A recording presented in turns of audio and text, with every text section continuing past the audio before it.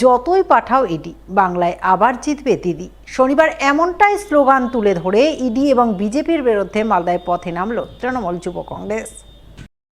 প্রতিবাদ ও ধিক্কার মিছিল করল মালদা শহরের বুকে। মিছিলে নেতৃত্ব দিলেন জেলা তৃণমূলের সহসভাপতি প্রসূন ব্যানার্জি, জেলা তৃণমূল নেতা কৃষ্ণেন্দু চৌধুরী, জেলা যুব তৃণমূল সভাপতি প্রসেনজিৎ দাস, জেলা তৃণমূলের মুখপাত্র আশিস কুণ্ডু, আইএনটিটিইউসির নেতা বিশ্বজিৎ হালদার, শুভদীপ সান্যাল সহ আরও অনেকেই।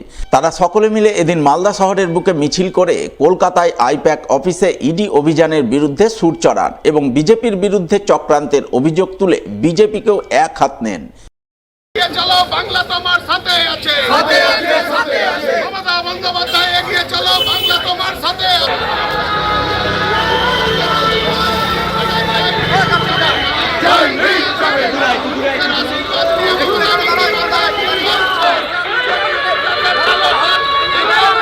নির্বাচন আসলেই যেভাবে কেন্দ্রীয় তদন্তকারী সংস্থার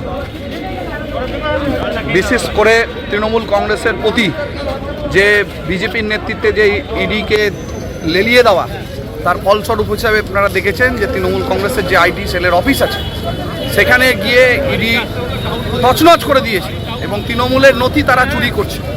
এর প্রতিবাদে আমাদের মুখ্যমন্ত্রী মমতা বন্দ্যোপাধ্যায় এবং সাধারণ সম্পাদক অভিষেক বন্দ্যোপাধ্যায়ের নেতৃত্বে আমরা বিক্ষোভ কর্মসূচি করছি।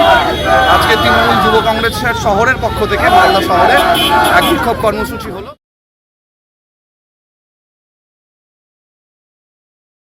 মালদার কালিয়াচকের দারিয়াপুর খিড়কিবোনা জগদীশপুর প্রাথমিক বিদ্যালয়ের পঞ্চম শ্রেণীর ছাত্রছাত্রীদের বিদায় সংবর্ধনা অনুষ্ঠান হয়ে গেল শনিবার।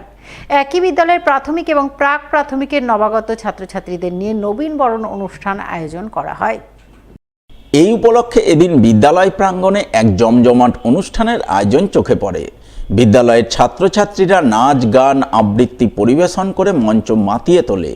পঞ্চম শ্রেণীর বিদায়ী ছাত্রছাত্রীদের হাতে নানান উপহার সামগ্রী তুলে দিয়ে তাদের বিদায় সংবর্ধনা জানানো হয় এবং নবাগত ছাত্রছাত্রীদের হাতে নতুন বই সহ অন্যান্য শিক্ষা সামগ্রী তুলে দিয়ে তাদের বরণ করার দৃশ্য নজরে আসে। সেই সঙ্গে বিদ্যালয়ের প্রথম থেকে পঞ্চম শ্রেণীর কৃতী ছাত্রছাত্রীদের পুরস্কৃত করা হয়।